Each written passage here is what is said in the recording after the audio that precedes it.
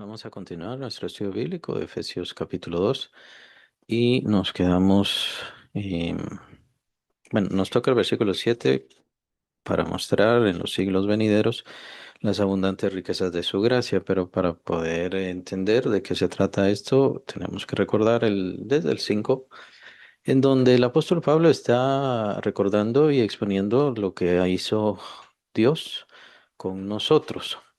Es decir, Dios Padre que envía a su Hijo, el Hijo que entrega su cuerpo, y que es esta obra en nosotros. Versículo 5: aun estando nosotros muertos en pecados, nos dio vida juntamente con Cristo. Por gracia sois salvos y juntamente con Él nos resucitó y asimismo nos hizo sentar en los lugares celestiales con Cristo Jesús. Ahora aquí la clave de todo esto es que toda esta obra Dios la hace gratuitamente. No hay ningún costo, no existe ningún pago, no se debe dar ninguna recompensa. Bueno, entonces, ¿cuál es el objetivo de toda esta obra? Pues entonces preguntarse, ¿o cuál es la razón de toda esta obra? La razón de toda esta obra es el versículo 7. Por eso es que era necesario recordar qué es lo que hemos estado viendo, cómo pasamos de muerte a vida por medio del sacrificio del Señor. Es en el sacrificio de Cristo que Dios nos da vida, pero ¿cuál es el beneficio de esto para Dios? Versículo 7: para mostrar en los siglos venideros las abundantes riquezas de su gracia en su bondad para con nosotros en Cristo Jesús. Entonces, para mostrar en los siglos venideros las riquezas de su gracia. Recordemos, obviamente, gracia es favor inmerecido. Es, nuevamente, con respecto a la salvación, es entender que es un favor inmerecido. Favor también tiene que ver con una dádiva. Una dádiva es un regalo que también lo vamos a ver en el siguiente versículo, no me quiero adelantar, pero aparecen estos términos: gracia, favor, don, dádiva, y todo implica que es un regalo. Ahora, si Dios entonces nos regala la salvación, nos lleva ante Él por gracia, o sea, como un regalo inmerecido, entonces, ¿cuál es el beneficio para Él, llamémosle así, de esta salvación? El beneficio de Él es la, el mostrar la abundante riqueza de su gracia, no solamente a nosotros, lo cual es bueno, lo cual es importante, sino mostrarlo en los siglos venideros, dice Pablo, o sea, mostrarlo a toda su creación. Y diría yo de aquí hacia la eternidad. Toda la creación que será creada y que existe ya hacia la eternidad, mostrar la grandeza de su gracia, es decir, la grandeza misma de Dios. Dios está lleno de gracia y utiliza este medio, esta obra que es la salvación del pecador, la salvación de nosotros los condenados, y darnos esta salvación por gracia para mostrar quién es Él, la grandeza de Él, la misericordia de Él, la bondad de Él. Es decir, es una expresión de la grandeza de Dios. Eso es la salvación y eso es nuestra salvación. Porque Dios quiere mostrar la grandeza de su gracia, la grandeza de su persona o la grandeza de su amor. ¿Qué tendríamos que unir todos estos conceptos? Bueno, ahí tenemos que unirlo con otro versículo que ya vimos antes y ahora lo entenderíamos más claramente. El versículo 6 del capítulo 1 dice: para alabanza de la gloria de su gracia. ¿Cuál es la gloria de su gracia? La gloria de su gracia es habernos perdonado a nosotros gratuitamente, hacer esta gran obra de salvación, cancelar el pago por nuestros pecados y ofrecernos la salvación gratuitamente. ¿Por qué? Porque Dios es abundante, es rico, es, está lleno de gracia. Eso es lo que quiere decir. Entonces, al mostrar toda su gracia, perdón, al mostrar toda su grandeza, el beneficio es la alabanza de Él, la adoración hacia Él. ¿La adoración de quién? La adoración de toda la creación. No solamente de nosotros, sino de toda la creación. Entonces, Pablo nos está exponiendo que el propósito de todo este plan y la razón por la cual nosotros recibimos salvación gratuita es porque Dios quiere mostrarse a través de nuestra salvación y a través de nuestras vidas. ¿Para qué?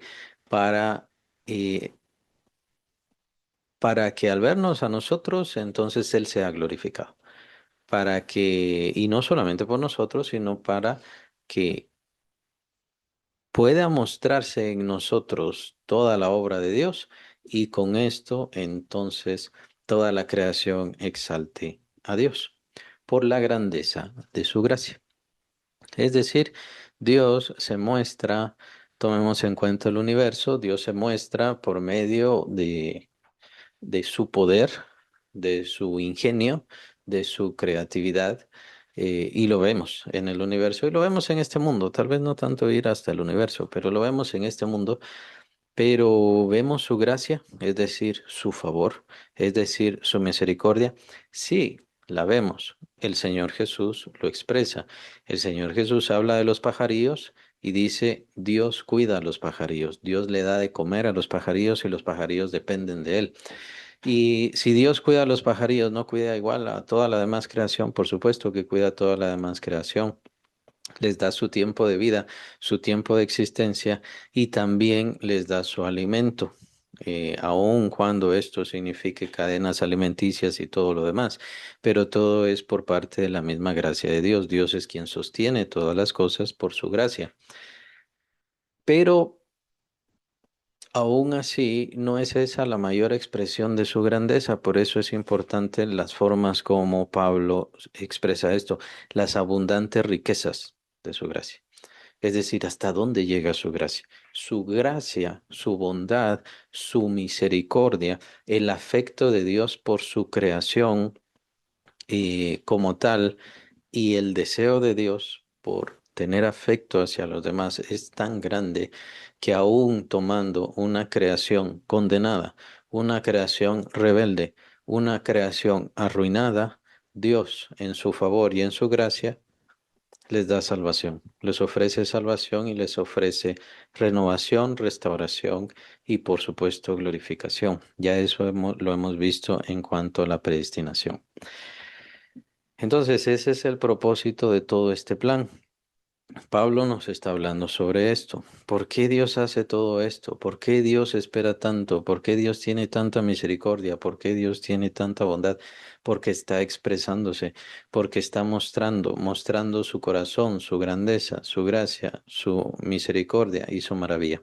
Se muestra en la creación, sí, ahí vemos su gracia, ahí vemos su bondad, ahí vemos su cuidado. Dios tiene cuidado de toda su creación, pero en este caso estamos viendo la expresión más maravillosa del amor de Dios en la gracia de la salvación. La salvación es la expresión más grande del amor de Dios tomando un pueblo, un grupo, una cantidad de sus creaciones que todos éramos arruinados, acabados, condenados y completamente desahuciados, pero Él nos toma, nos da vida, nos restaura e incluso veamos esta expresión que la estuvimos revisando la semana pasada, el versículo 6 nos sienta en los lugares celestiales juntamente con Cristo. En ese lugar de donde habíamos caído y de donde habíamos sido destituidos, por así decirlo, es decir, nosotros no debíamos estar en el cielo, nosotros no merecíamos tener un lugar con Dios, pero Dios nos sienta en los lugares celestiales, ¿pero por qué? Porque estamos juntamente en Cristo, estamos en Cristo Jesús. Entonces, todo esto se debe a esta unidad, a esta unión con Cristo Jesús, que no conozco un término específico sobre esta unión, simplemente que estamos unidos con Cristo en la cruz. Esto es una obra de Dios y Él hace esta obra por gracia. ¿Cuál es la ganancia de Dios? Mostrar su gracia, la grandeza de su gracia, la maravilla de su gracia para que todos le adoren. Y es que al final la adoración tiene que venir de un corazón dispuesto, un corazón libre y reconocer la grandeza de Dios como tal. Tomemos en cuenta que esa es la gran lucha en esta vida, que es en donde podemos verlo. La gran lucha en esta vida es, bueno, ¿a quién adora? Al ser humano. El ser humano, pues muchos han adorado a dioses en forma de aves, dioses en forma de reptiles, pero en realidad el ser humano se ha adorado a sí mismo, es decir, le ha quitado su adoración a Dios. En sí, no podemos darle nada a Dios. Nada de lo que le damos a Dios en realidad es nuestro, más bien es de Dios. Dios lo ha entregado a nosotros, incluso nuestros cuerpos. Nuestros cuerpos, aunque Dios nos lo ha entregado a nosotros, pero en realidad son de Él, le pertenecen a Él y no digamos cuando ya nacemos de nuevo. Pero ¿qué es lo que sí nos pertenece a nosotros? Es nuestra individualidad de amar, nuestro derecho y libertad de amar. Y en este caso es donde entra la adoración, porque para adorarle hace falta amarle. Entonces, ¿qué es lo que hace Dios? Dios muestra la grandeza de su amor, Dios muestra la maravilla de su amor. Hacía falta. Probablemente por cuestión de la rebelión de Satanás y de todos los demonios, probablemente por cuestión de la rebelión del ser humano, probablemente. Eh, pero simplemente estamos especulando en este caso, es solamente cuestión de que Dios quería revelar toda su grandeza, hasta dónde podía llegar su gracia, y por eso es algo maravilloso, de tal manera que el apóstol Pablo también usa esta expresión, los ángeles anhelan saber y ver estas cosas. Entonces, aquí estamos viendo un propósito que va más allá de nuestra vida, que va más allá de nuestra salvación, que va más allá de nuestra creación natural humana. Esto va hacia la eternidad. Nosotros tenemos un propósito eterno y con los eternos y hacia los eternos. Entonces, el sentido de nuestra vida trasciende más allá de nuestra muerte, más allá de nuestras dolencias, problemas, situaciones, conflictos y todo lo demás, va mucho más allá. Nosotros somos parte de un plan divino de mostrarse y magnificarse hacia toda la creación hecha y por supuesto que se hará hacia la eternidad. Entonces, esto constituirá un reino perfecto, pleno, limpio, justo, santo, agradable, pero basado en el amor de Dios, es decir, basado en esta gracia. Será basada en la gracia divina de Dios hacia el ser humano caído que fue levantado hacia esos lugares celestiales juntamente con Cristo. Y es en Cristo Jesús que nosotros tenemos dignidad, es en Cristo Jesús que nosotros tenemos derecho, es gracias a Cristo que tenemos la gracia, valga la redundancia, aunque los términos son diferentes. No estoy hablando de gracia por gratitud, sino de gracia por el favor inmerecido que Dios ha tenido por nosotros. Entonces, es en Cristo Jesús que nosotros recibimos todo esto y esto es la base del reino eterno que Dios va a establecer.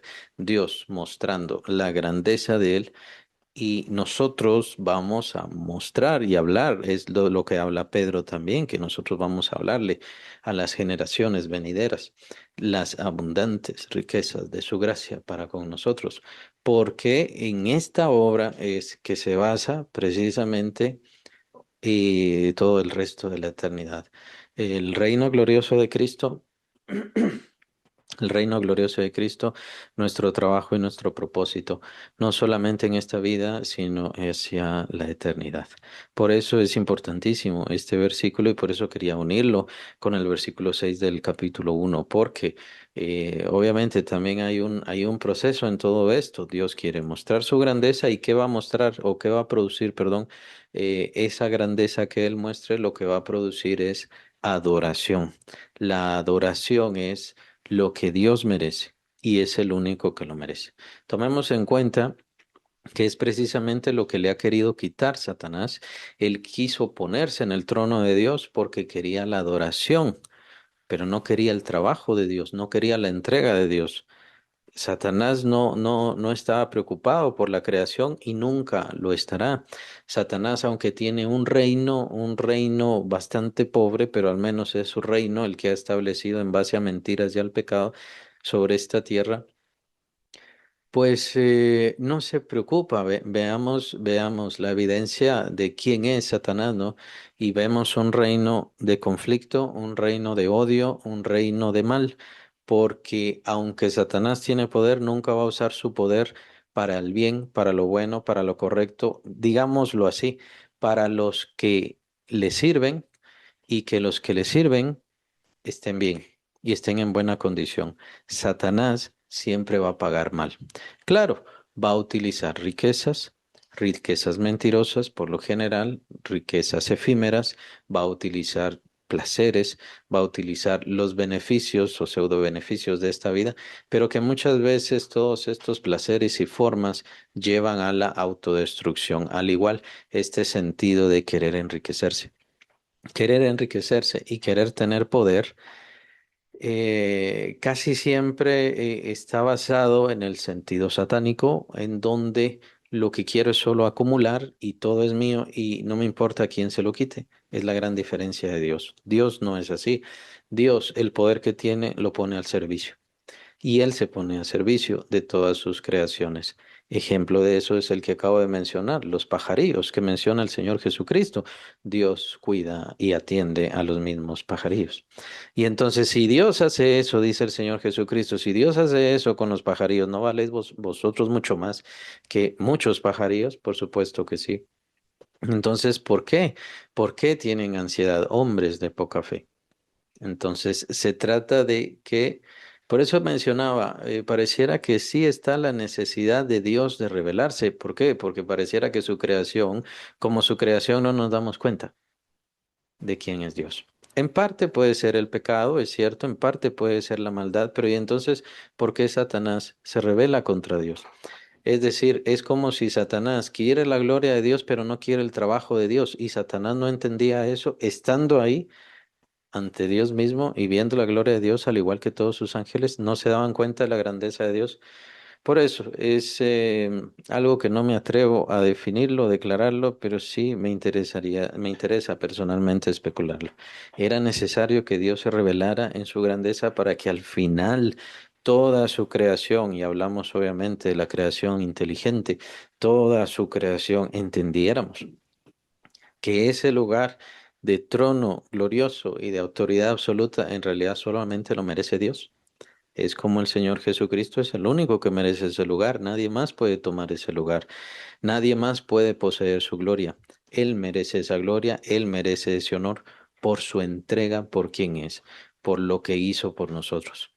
Entonces, da a entender que sí hace falta, y hablo hacia la eternidad. Nosotros, por supuesto que nos hacía falta, estábamos muertos en delitos y pecados, estábamos en la oscuridad, ya condenados, como dije, desahuciados, éramos una creación ya arruinada. Pero este propósito en la sabiduría de Dios, en la multiforme sabiduría de Dios, lo diría el apóstol Pablo, esto que Dios hizo con nosotros tiene un propósito que va a tocar todo el resto de la creación. Y eso es lo importante de todo esto.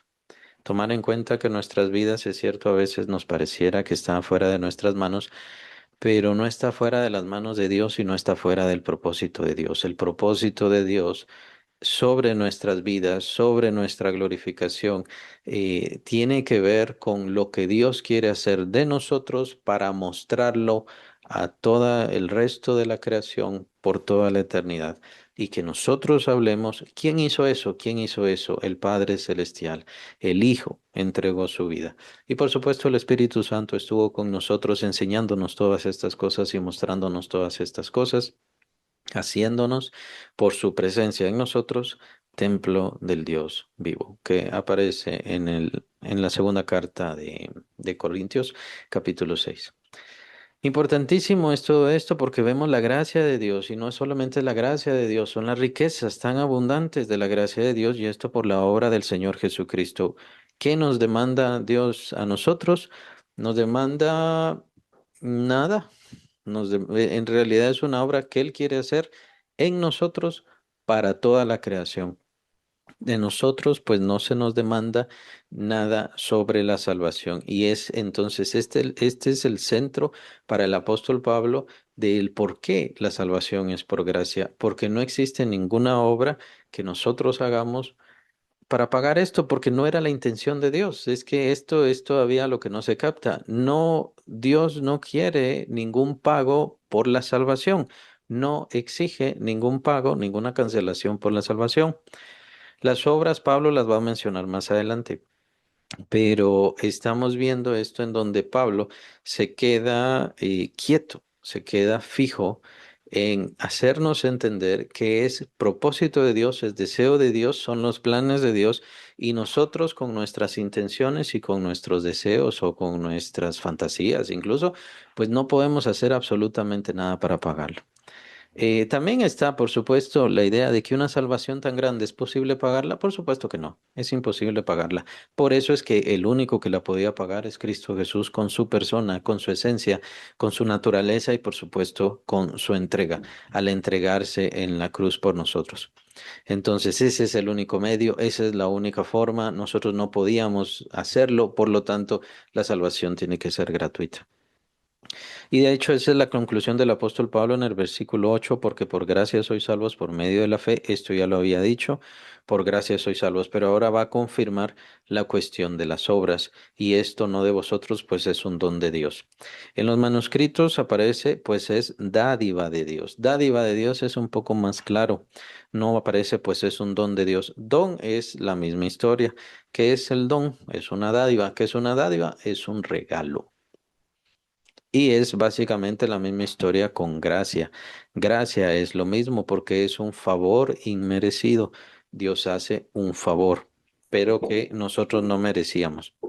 Entonces eso es la gracia. ¿Por qué recibimos la gracia entonces en conclusión? ¿Por qué recibimos la gracia? Recibimos la gracia porque Dios quiere mostrar la grandeza de su gracia. Dios quiere mostrarse a sí mismo cuán grande es, cuán piadoso es, cuán misericordioso es. Por eso es que da la salvación y por esa razón es que no exige ningún pago hacia nosotros. En los siguientes versículos, en versículo 10 más exactamente, se nos habla sobre la obra, pero el trabajo tiene que ver un poco más con el trabajo y tiene que ver más con la obra que Cristo hizo en nosotros. Por eso es que debemos hacer nuevas obras. Un cambio en nosotros debe demostrarse en nuestras obras, en nuestras actitudes, en lo que hacemos, decimos, pensamos, porque hubo un cambio de esencia en nosotros. Eso es lo que debemos entender. Pero es bien interesante aquí como Pablo lo está dividiendo. Hay que dividirlo, hay que entenderlo. ¿Por qué? Porque a lo largo de los siglos muchos no lo han entendido. Por eso es que han surgido las religiones y las sectas. Las sectas y las religiones pues todavía siguen con esta construcción de que tiene que ser por obras, tenemos que salvarnos por obras, hay que hacer cosas para salvarse. No, ya somos salvos porque es un favor de Dios, es un don de Dios, es una dádiva de Dios, es un regalo de Dios. Y esto lo vemos en el capítulo 6 de Romanos, lo vemos en el capítulo 3 también de Romanos, y por supuesto el Señor Jesucristo en el capítulo 3 del Evangelio de Juan también lo menciona. Pero es bien interesante que en estos versículos, en estos pocos versículos, vemos constantemente estos términos que tienen que ver con respecto a la salvación y aún más ahondan en por qué la salvación es gratuita, por qué la salvación es gratis. La salvación es gratis porque es obra de Dios glorificándose a sí mismo, no es obra de nosotros, nosotros no tenemos nada que ver y es importante esto, comprenderlo. No es gracias a nosotros, no es gracias a que buenos somos, no es gracias a que justos somos. Claro, de aquí se divide y se parte en las corrientes propias evangélicas, aquellos que son calvinistas y los no calvinistas, por supuesto. Y entonces dicen, bueno, entonces nosotros no tuvimos nada que ver y la voluntad prácticamente no existe. Pero Pablo sí lo menciona en el versículo 8, porque por gracia sois salvos por medio de la fe. La fe no es de Dios, Dios hizo la obra, la fe está en nosotros. Claro, la fe también es un don de Dios. Y esto no de vosotros, pues es don de Dios. Entonces, Dios nos da la salvación y al mismo tiempo Dios nos da la fe. La fe la da por medio de su palabra al escuchar el Evangelio. Eso ya lo vimos en el versículo 13, en el versículo 14, más exactamente en el versículo 13 del capítulo 1. Y entonces es bien importante ir comprendiendo esto porque se han dado desviaciones. Ahí está la salvación y Dios la ofrece gratuitamente, pero el hombre tiene que tener fe. Ahora, es cierto, el hombre no puede tener fe porque sí, tiene que oír la palabra de Dios, pero es en donde viene la decisión del hombre.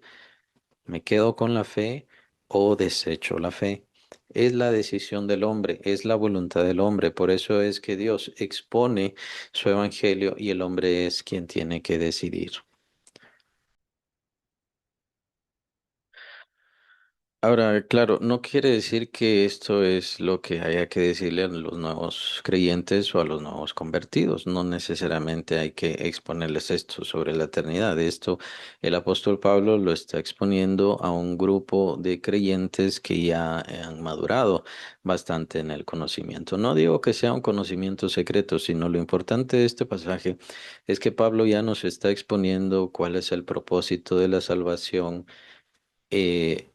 Universal, se podría decir, pero eternal sería tal vez más exacto porque el universo solamente tiene que ver con esto, con lo físico, con esta dimensión, pero no es ahí a donde llega. Tal vez en el sentido universal como universal sobre toda la creación hecha por Dios, no en el sentido de este universo, de esta creación. Ese es el propósito, ese es el propósito de nuestra existencia, ese es el propósito por el cual nosotros fuimos creados como hijos del Señor. Em, ¿Cuál es el fin de esto?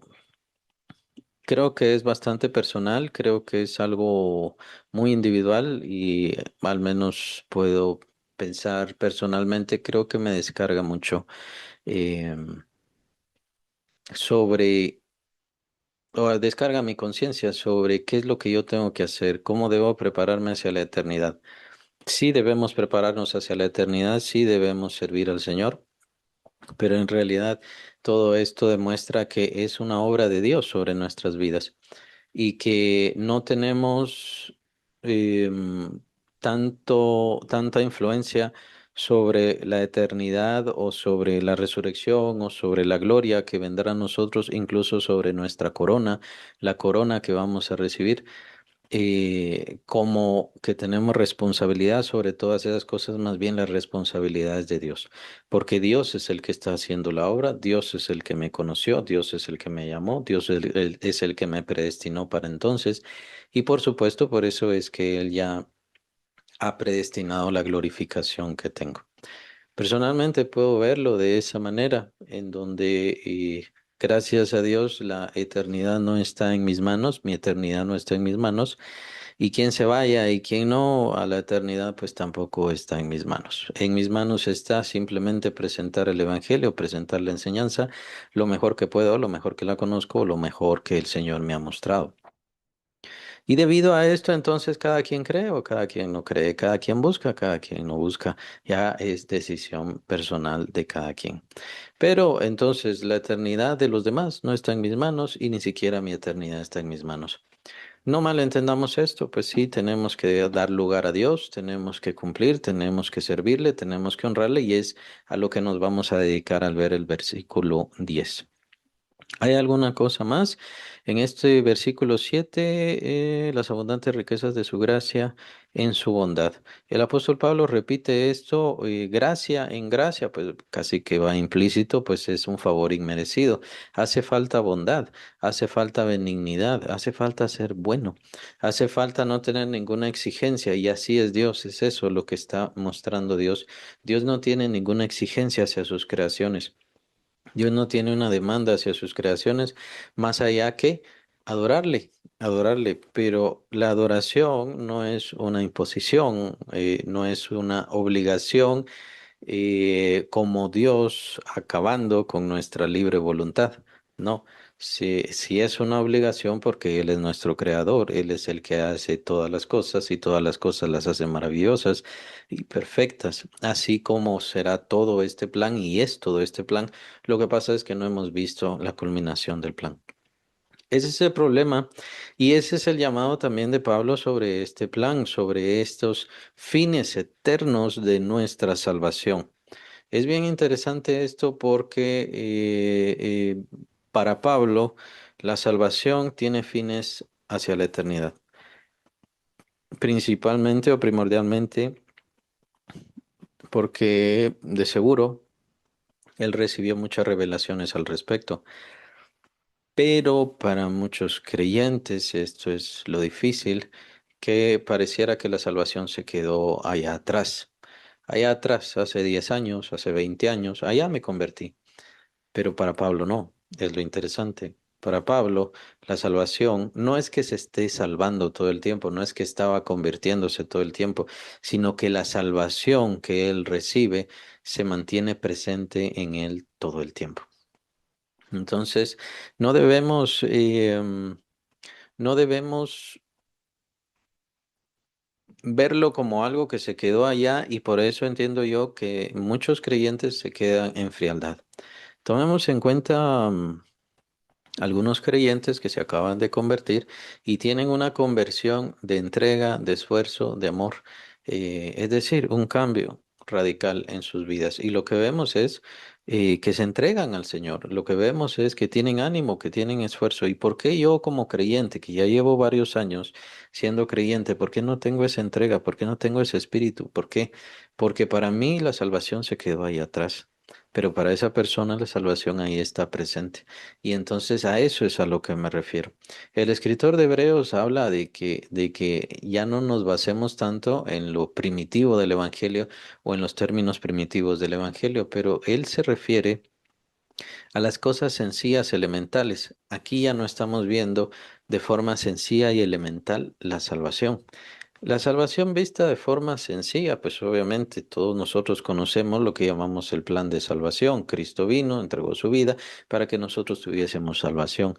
Y por supuesto, pues, estábamos muertos en delitos y pecados, pero aquí estamos viendo cómo ese efecto, esa obra gloriosa tiene trascendencia hacia la eternidad. No se queda allá, tiene trascendencia hacia la eternidad y nos revela el apóstol Pablo cuál es en realidad el propósito de Dios con esa salvación y cómo esa salvación nos va a servir precisamente para predicar, para hablar, para enseñar a toda la creación. ¿Por qué vamos a predicar? ¿Por qué vamos a enseñar? Es decir, es como si la Biblia nos dijera que vamos a estar evangelizando por toda la eternidad. Eso quiere decir que habrán otros que tengan pecado y van a tener peligro de ir a condenación. No, no está hablando de eso. Está hablando del plan que Dios ejecutó en nuestras vidas para nuestra salvación. Y hablar de ese plan hará que los demás entiendan, llamémosles otras creaciones, otros seres inteligentes, hará que ellos comprendan la grandeza de Dios, la misericordia de Dios, la bondad, su gracia, su grandeza y por lo tanto le adoren. ¿Qué es lo que vimos en el versículo 6 del capítulo 1? Ahora lo vemos más claro. Pablo entonces por eso es que nos está hablando de la salvación. Nos habla de de la salvación en términos mucho más profundos. A eso me refiero. No hace falta que en estos términos le hablemos a las personas que no conocen a Cristo, sino que nosotros como creyentes debemos ir ahondando más y más en nuestra salvación, en nuestra convicción de salvación. ¿Por qué? Porque en esa convicción de salvación es en donde está nuestro crecimiento espiritual. Y en la convicción de salvación, si vamos ahondando más y más, nos dará un sentido de propósito, de trabajo y de servicio para nuestro Señor, no solamente en esta vida, sino hacia la eternidad. Es lo que vamos a ver en el versículo 10. Y obviamente hay que dejar el versículo 10 para entonces, y eso es si no terminamos estos versículos. Pero por eso es lo importante de comprender.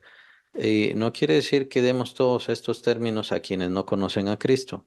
Poco a poco ellos irán ahondando y conforme a su comprensión y lectura también y a su, por supuesto, asistencia a alguna iglesia local, entonces estarán entendiendo todas estas cosas, pero, o tendrían que, pero sí es importante que si nosotros llevamos bastante tiempo en el Evangelio y tenemos la duda, ¿por qué me enfrié? ¿Por qué me emocioné al principio y después ya no?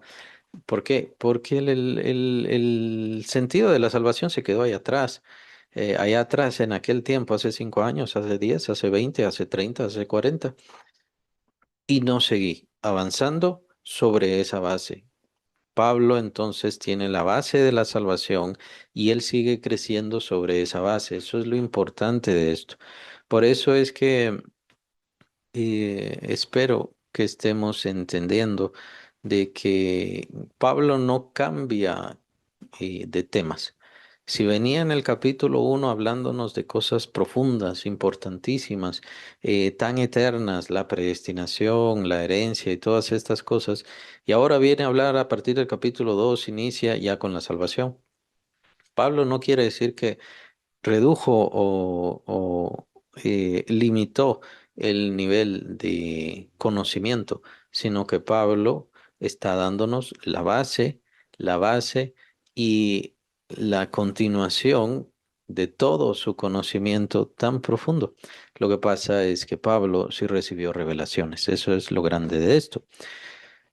Que Pablo nos está hablando desde el punto de vista en donde él sí caminó en el cielo, él sí fue al paraíso, él sí escuchó tantísimas cosas y bien podríamos decir Pablo es quien conoce el fin de nuestra salvación, es decir, que vio la revelación de la glorificación.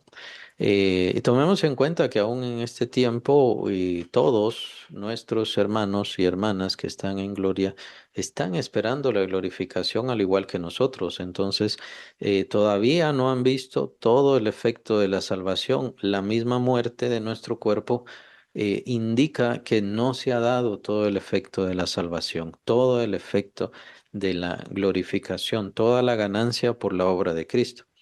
Pero Pablo sí lo vio. No quiero decir que Pedro no lo haya visto o que Juan no lo haya visto, o los demás apóstoles, entre los 12, por supuesto. No quiero decir que no lo hayan hecho, sino me refiero a que tenemos la seguridad, la certeza de que Pablo sí, porque Pablo habla sobre la glorificación. Entonces, Pablo es de esto de lo que nos está hablando, en donde el creyente tiene que entender que inicia un camino y es el mismo camino. No es que iniciamos el camino de la salvación y después se convirtió en otro camino, en el camino del creyente, por así decirlo.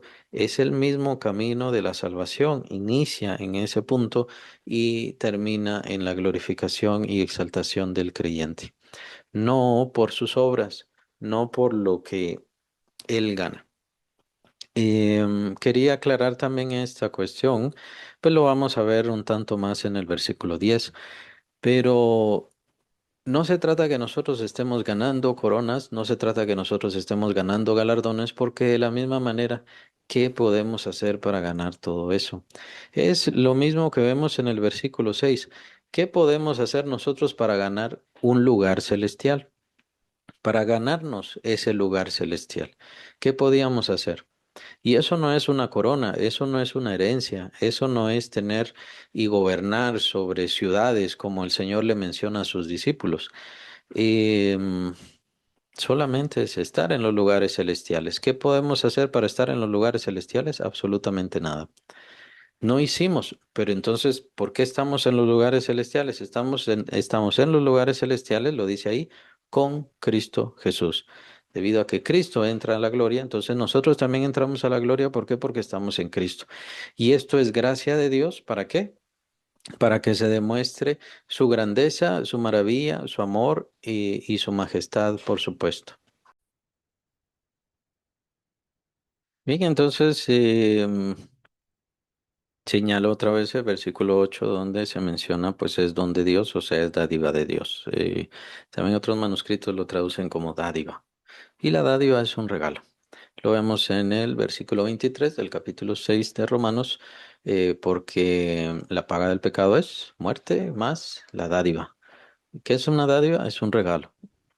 Y así es como debemos expresar el regalo y es la forma más sencilla de verlo y de recibirlo, porque literalmente es eso, o sea, un regalo se ofrece por una persona y entonces esa persona a quien se le está ofreciendo el regalo lo tiene que recibir.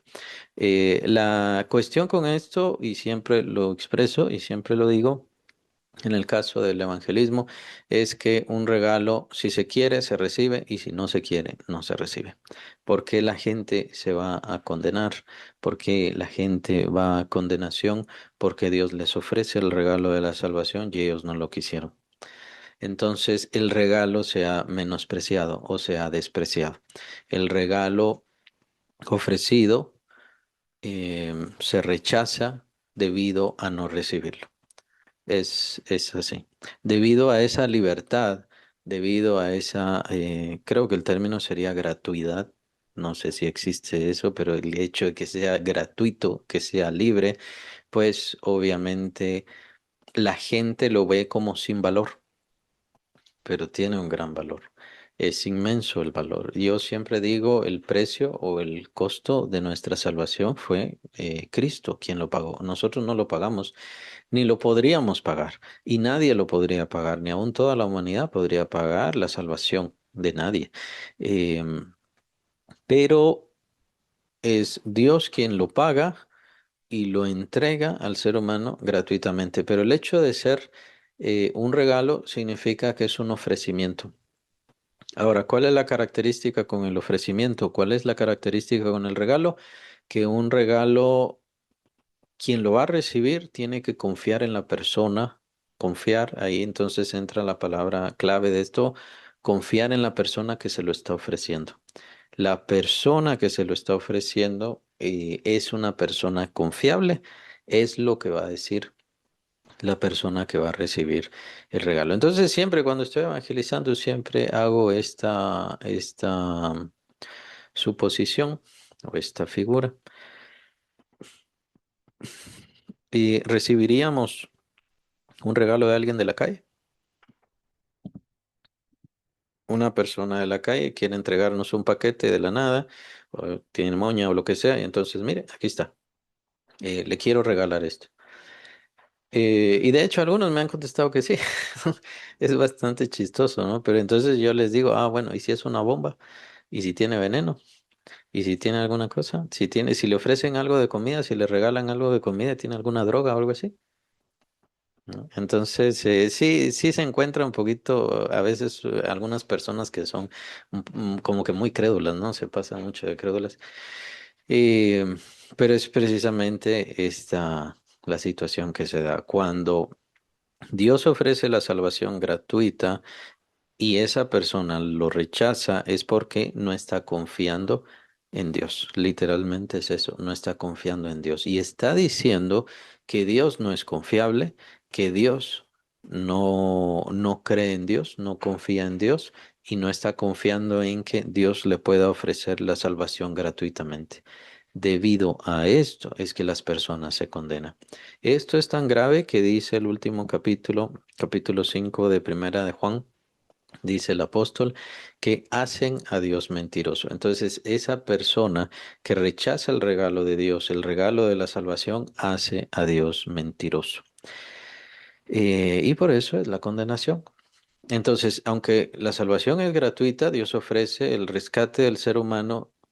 Y tal vez aquí, entonces, esto sí es importante irlo aclarando y ahondando más. Dios ofrece el rescate del ser humano de su propia muerte. El hombre está muerto y por eso en Cristo recibe la vida. ¿Cómo evangelizamos?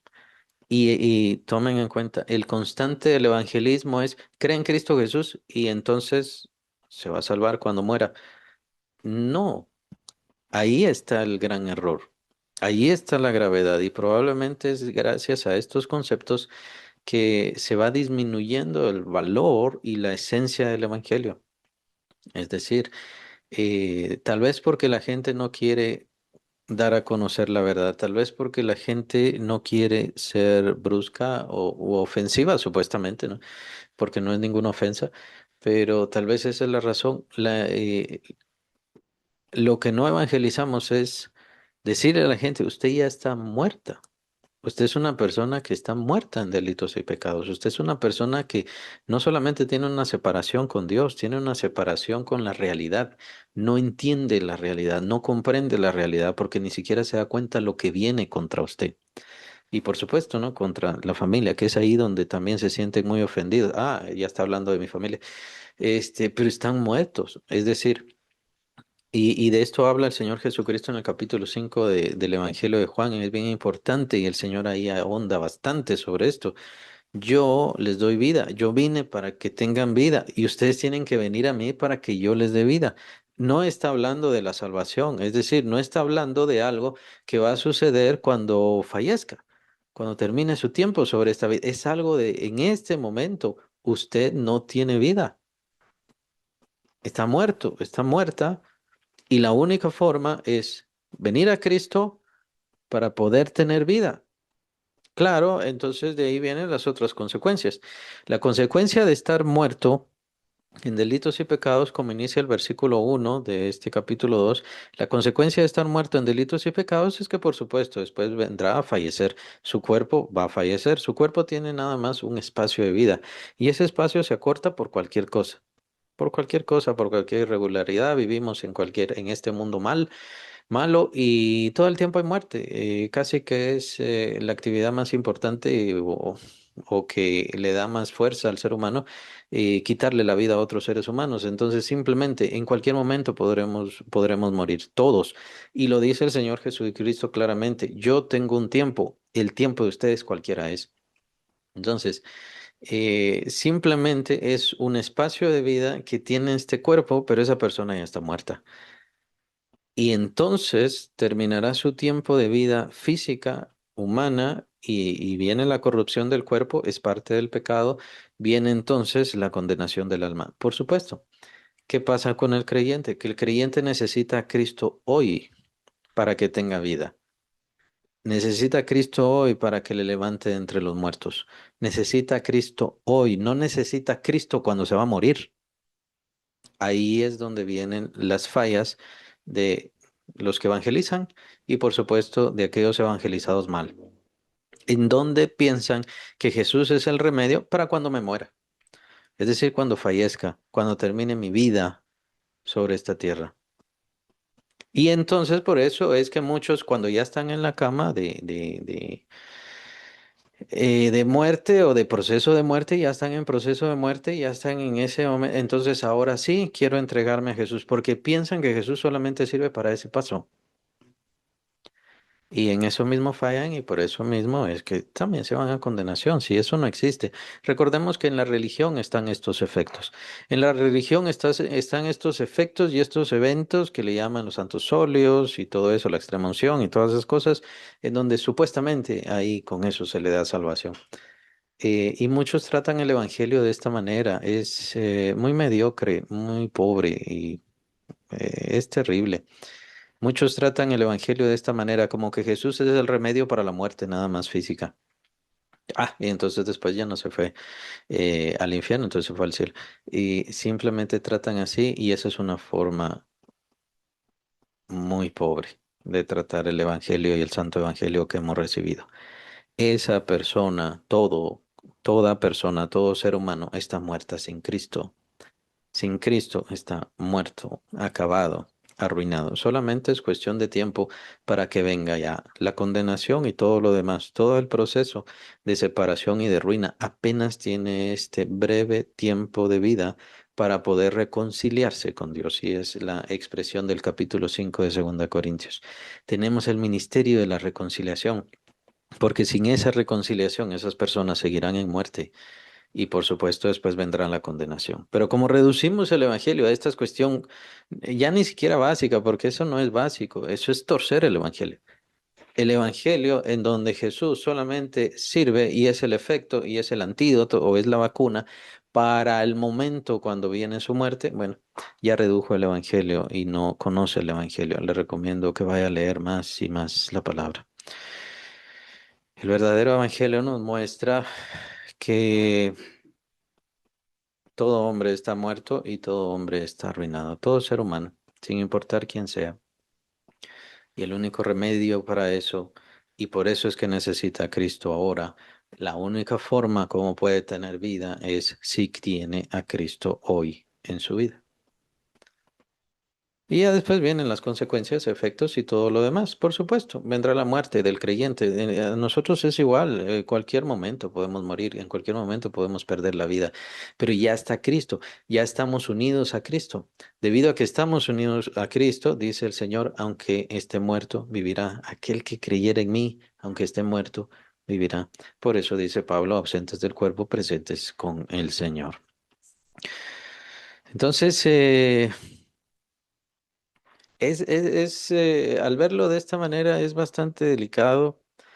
Es bastante difícil. No se trata de que una persona cuando rechaza en ese momento ya se condenó, ya se arruinó. Es decir, oramos porque las personas a quienes evangelizamos, que sabemos que están rechazando en ese momento el regalo grandioso y maravilloso de Dios, oramos porque tengan más oportunidades, porque el Señor siga tocando y tenga misericordia en sus corazones. Pero sí es un efecto bastante delicado, es un efecto bastante de cuidado.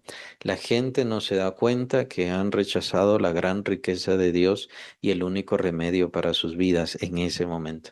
Por supuesto, ¿por qué? Porque dicen quiero seguir viviendo mi vida, quiero seguir gozándola, quiero seguir disfrutando, pero ellos no se dan cuenta que ya están muertos, que solamente los efectos que están en este mundo solamente son espejismos, solamente son ciertos alivios y no es una verdadera seguridad de salvación o de vida o de paz o de consuelo la que tienen. Tienen momentos de alegría y de dicha, pero por supuesto para todos vendrán momentos siempre difíciles porque esa es esta vida. Esta vida se trata de momentos que vendrán difíciles. ¿A consecuencia de qué? A consecuencia del pecado, a consecuencia del mal, a consecuencia del mal que el ser humano ha hecho y ha buscado. Y por supuesto, a consecuencia, lo vemos en el versículo 2, la corriente de este mundo. ¿Quién hizo la corriente de este mundo? La hizo Satanás. ¿Por qué hizo Satanás esa corriente de este mundo? Que es el espíritu que ahora opera en los hijos de desobediencia. ¿Cuál es el propósito de él? El propósito es que él estableció su reino. Lo que vemos en este mundo es el reino de Satanás. Lo que vemos en este mundo establecido es el reino de Satanás. Y ese problema también con muchos creyentes que siguen muy apegados a este mundo, que siguen muy felices y muy contentos con las cosas de este mundo. Hay que tener cuidado, este mundo sigue la corriente de Satanás hacia la condenación. Dice Pablo, yo no puedo y nadie puede participar de la mesa del Señor y de la mesa de los demonios. No podemos vivir de esta manera. Entonces, como creyentes ya vemos la realidad. Como creyentes hemos recibido todo esto por gracia. Y entonces la duda será, ¿y por qué por gracia? La razón de que sea por gracia y la razón de que yo no tengo que hacer ninguna obra es porque es Dios quien quiere exaltarse, glorificarse, eh, magnificar su nombre. Dios Padre, Dios Hijo y Dios Espíritu Santo es una gran obra de revelación y de manifestación divina. Claro, nosotros recibimos la salvación. Claro, nosotros recibimos la eternidad, nosotros recibimos la paternidad, nosotros recibimos al Señor Jesucristo en nuestras vidas. Por supuesto, son los beneficios nuestros. Pero ¿cuál es el beneficio divino? El beneficio divino es que llega a mostrarse como nunca se ha mostrado, llega a mostrar su grandeza como nunca la había mostrado. Es la multiforme sabiduría de Dios, donde no por medio de tronos, no por medio de seres, no por medio de poder, no por medio de creaciones, no por medio de truenos ni nada, sino por medio de nosotros, seres humanos caídos, arruinados, devastados, despreciados, por medio de nosotros Dios mostrará toda su grandeza y toda su gloria, y mostrándolo de la mejor manera posible. Y a nosotros nos va a corresponder por toda la eternidad hablar sobre esto. Por eso es que le toca también a cada creyente estar bien sabido, conocer bien, aprenda bien, conozca bien el Evangelio, porque eso es lo que va a hacer por la eternidad. Si no conoce el Evangelio, si no capta el Evangelio, entonces ¿para qué va a la eternidad?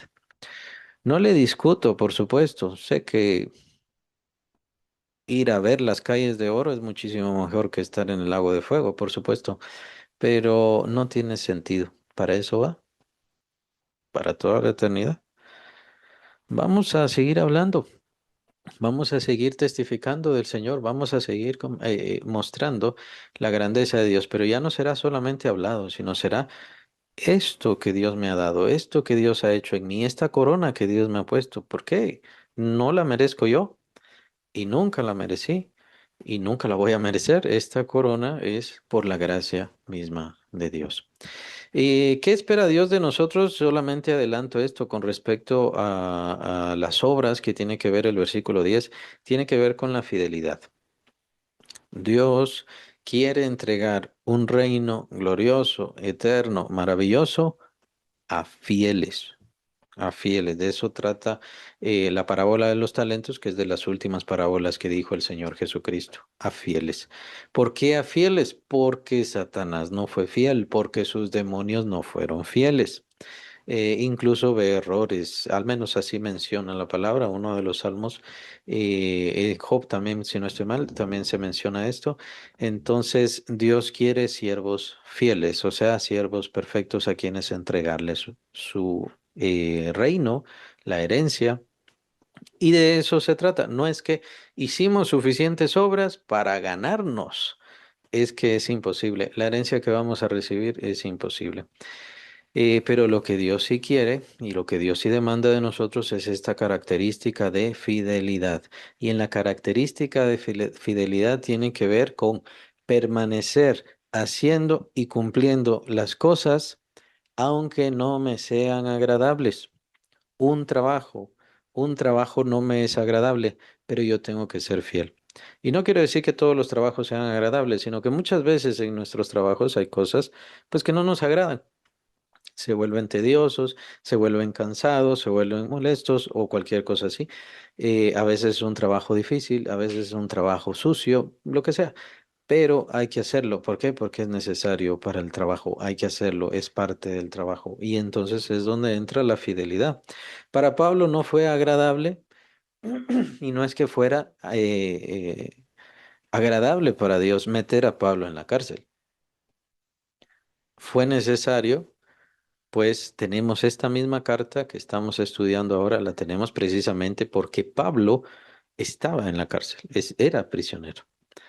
Entonces, ¿fue parte de la voluntad que Dios permite? Pues sí, fue parte de la voluntad que Dios permite. ¿Dios quería este mal para un bien mayor? Pues sí, Dios quería todo esto para un bien mayor. Pero hablando del siervo, lo que pasa es que como siervo también tiene que tolerar aquellas cosas que le son incorrectas o inconvenientes. ¿Por qué? Porque el siervo es fiel.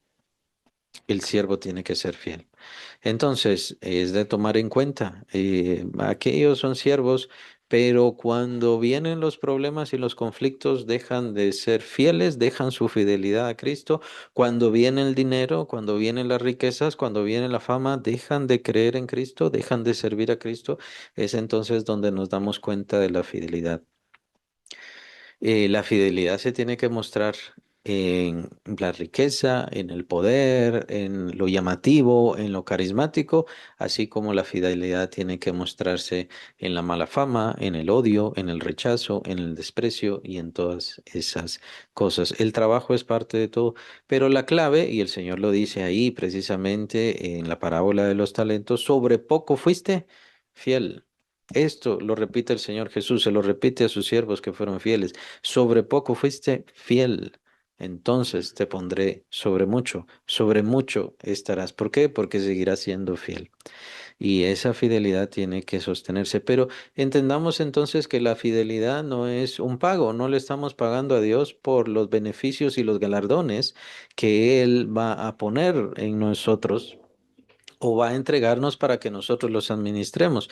Entonces no estamos contraviniendo la gracia. La gracia, el favor inmerecido, que Dios nos entregue las cosas en beneficio por la obra de Cristo, no por nuestra obra, sino siempre es gracia. Como lo dice el versículo 9, no por obras para que nadie se gloríe. Ni siquiera debo gloriarme o ni siquiera será razón de gloriarme alguna corona que reciba o que Dios quiera darme, que el Señor quiera darme alguna corona o alguna herencia. No es razón de gloriarme porque yo no la gané. Yo no la gané, yo no la pagué, yo no la comprendí o la ideé. Fue Dios y es Dios siempre el que determina todas estas cosas. Sí exige de mí fidelidad. ¿Por qué? Porque si fui fiel en lo poco, entonces voy a ser fiel en lo mucho. Entonces Dios no estará entregando una herencia grande, importante, para que yo la arruine. Y es lo que vemos en el mundo. Podría decirse también entre el mismo Satanás y los demonios, pero mejor, eso es un poco más confuso. Diría en el mundo. Dios ha hecho este mundo, este planeta tan perfecto, tan bueno, tan bello, con un equilibrio excelente. Y la gran pregunta es, ¿qué ha hecho el ser humano? Tomemos en cuenta que el ser humano fue hecho Señor, que señorease sobre esta creación. ¿Qué ha hecho el ser humano con esta creación que Dios ha hecho? Obviamente han negado a Dios y todo lo demás, pero no me refiero a eso, sino me refiero a la creación. Bueno, la creación de este planeta hecha por Dios es el dueño, porque él hizo esta creación, pues la ha arruinado.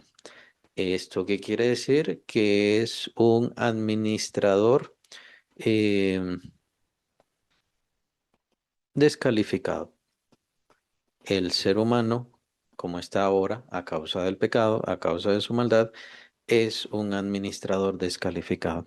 Por eso es que tampoco es buena la idea de considerar, bueno, aquellas personas no quisieron a Dios, entonces esas personas serán tomadas y llevadas a otro mundo, llevadas a otro planeta. ¿Qué va a hacer esa gente con ese planeta? Lo mismo, igual o peor de lo que hicieron sobre este planeta. Dios no está creando planetas y Dios no está creando cosas y Dios no está haciendo beneficios ni entregando beneficios ni lo hará con los que fueron infieles, con los que le rechazaron, con los que le odiaron. Es lógico, es entendible que Él merece toda honra, que Él merece toda gloria, y es a eso a lo que me refería, que Él tiene derecho. Él tiene derecho de recibir toda honra y toda gloria, pero no lo toma a la fuerza. Él se quiere mostrar y magnificar. ¿Para qué? Para que por amor, por libre voluntad, su creación se entregue a Él. Es parte es parte del tener sentimientos y del poner sentimientos. Dios está haciendo creaciones más perfectas. Dios no hace robots, Dios no hace títeres, Dios hace creaciones perfectas y quiere hacer perdón, creaciones más perfectas semejantes a Él. Por eso es que nosotros somos conforme a su imagen, conforme a su semejanza, porque tenemos características de sentimiento, podemos decidir por nuestra voluntad y nuestra intención. Es en donde yo choco con todos los calvinistas y rechazo, obviamente, la corriente calvinista, porque Dios no impone su voluntad sobre nosotros. Puede hacerlo, merece hacerlo, debería hacerlo con respecto a que ya el Señor establezca su reino, pero el Señor todavía da espacio, todavía llama. Él no debería llamar, él debería imponer, pero no quiere imponer. Él quiere, ¿por qué? Porque está haciendo creaciones individuales, volitivas, o sea, que tienen voluntad, que lleguen a ser perfectas. Es decir, que por amor le adoren, le exalten y que entonces estas creaciones perfectas puedan recibir los beneficios de una herencia gloriosa, sempiterna, maravillosa, excelsa, excelente y suprema. No como Satanás, no como sus demonios y no como esta humanidad que existe ahora. Tomemos en cuenta que la grandeza de esta creación que ahora nosotros vemos, la vemos sobre este planeta nada más. Y este es un planeta nada más, pero consideremos el universo, cuántos planetas hay, cuántas estrellas, cuántas características que nosotros no conocemos y el ser humano no logra entender. Pero Dios lo comprende todo, Dios lo sabe todo. Entonces Dios apenas hace, forma y desarrolla este mundo para ver quiénes son fieles y quiénes merecen pasar a ese reino sempiterno. Claro, nuestra fidelidad no depende de nosotros mismos y de nuestras capacidades, eso lo vamos a ver en el versículo 10. Va a depender de, de la grandeza, de la gracia de Dios sobre nosotros los que dejamos que Él hiciera su voluntad en nosotros. Esa es tal vez la mayor característica del creyente y tal vez de las más importantes. ¿Quién es creyente? Quien deja que Dios haga su obra en él o en ella. Quien no es creyente, quien rechaza a Dios, estorba a Dios y le dice a Dios, aquí no me toques, aquí no hagas nada, aquí no me transformes. Entonces, casi podemos decir, la salvación es de aquellos que dejamos que Dios nos entregara la salvación, bien podríamos verlo así, y la condenación es de aquellos que estorbaron y rechazaron ese favor tan maravilloso de Dios. Dios es entonces que en medio de esta situación y en esta condición de muertos, y por medio de Cristo nos da vida, lo cual llamamos salvación, pero es por medio de esta condición que Dios, bien podemos concluir, está haciendo su creación más excelente. Haciendo su creación más excelente, tomando seres imperfectos y Él volverlos perfectos, tomando seres a quienes les va a enseñar su grandeza precisamente para que sean fieles y puedan recibir ese reino glorioso y esa herencia gloriosa. Esa es verdaderamente la salvación, el plan divino mostrándose hacia toda su creación y creándonos a nosotros para ser predilectos, para poder recibir no un planeta, sino recibir el universo entero y bien puede decirse que aún más allá.